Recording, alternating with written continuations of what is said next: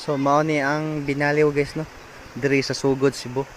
So adto natay mga daghang mga kabayan nato no, mga nangaligaw karon. O napa dito sa Tumoy, napa pagi dito sa unahan gyud. Ang utlanan na gid ani sa tubod dito gid sa Tumoy guys. Tumoy gid ani guys. O gihimo na sa din nila o kanang suplayanan sa ilang tubig no. Pero tay kalipyuha sa tubig diri guys no. Kani nga tubo nga nakita ninyo guys kani.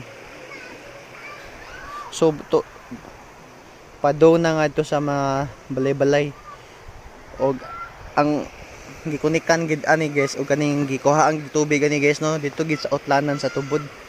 So grabe no, bless kayo to sa Ginoo no nga tagaan tag-ingani nga abunda nga tubig no. Thanks Lord.